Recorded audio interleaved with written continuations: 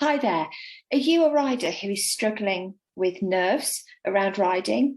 Maybe you experience anxiety, or you have that endless reel of what ifs going around your head. What if it goes wrong? What if my horse spooks? What if I fall off? I know how that feels. I've been there. And I've got three key questions that are going to help you start to step out of that place of anxiety and worry and fear and help you to move forward towards a future and a way of riding and a way of experiencing riding your horse that is your kind of best case outcome. So let's dive in. When we struggle with nerves and anxiety, it can seem like the confident version of ourselves is a long way off in the distance. It might be that you've been confident in the past and you've had a break from riding, or you've had a bad experience and now your confidence is at rock bottom. Or it may be that you've never managed to experience being a confident rider. Either way, it doesn't matter. You can go from where you are right now to becoming a more confident and calm and positive rider. And I know that's possible because I've done it.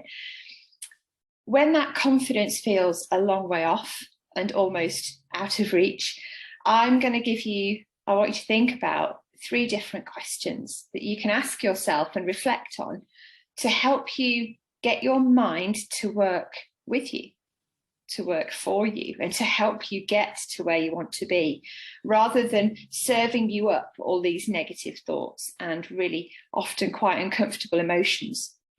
So the first question I want you to ask yourself is, what do you want to be able to do? What is your best case outcome? If you could, in this moment of nerves and anxiety around riding, if you could click your fingers and magic up the best possible scenario and the best possible outcome for you and your horse, what would that be? What would that look like? What would that sound like? What would it feel like? And spend a little bit of time just exploring. You could close your eyes and imagine it. You might get a notepad and jot down your best possible scenario, but really dial into the details. Figure out what your best dream ride or outcome would be. Because when you start to explore the best case outcome, you start to feed your mind a completely different story to the outcome that is the worst case scenario, which is often where our minds go naturally. So the first question I want you to think about is, from your point of view, what do I want to be able to do with my horse?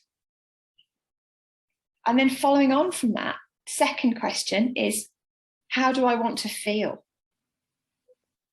What are the emotions that come up for me? What thoughts will be going through my head? What beliefs will I have?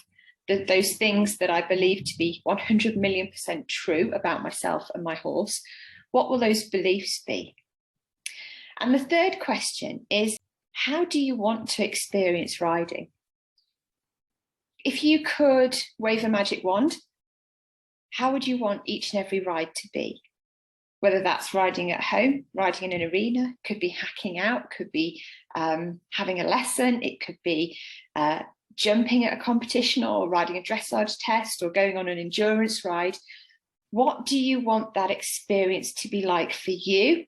And what do you want that experience to be like for your horse? When we can begin to let go of the old stories and the old thoughts and beliefs that have been holding us back, we can begin to direct our mind to what we actually do want to happen, because we spend an awful lot of time thinking about what we don't want to happen, and then that becomes our reality. By creating new habits of thinking and creating new neural pathways in our brain, by focusing on what we want to happen rather than what we don't want to happen, you start to open up the possibility and look for, consciously and unconsciously, find those opportunities that are going to help you get towards that goal of that amazing ride, that incredible experience, the fun and the joy and the wave of brilliant emotions that you get when you've done something you kind of didn't really think that you could, And that's amazing, isn't it? So remember, you don't need to be any more confident than you need to be. Okay, you get to decide how confident you want to be. You get to decide what experiences you want to have with your horse. So start focusing on that. Start focusing on how confident you want to be, the experiences that you're going to have with your horse, and how amazing that's going to feel when you get there. I hope that's useful. Click subscribe on the button below, and I look forward to seeing you again soon. Bye.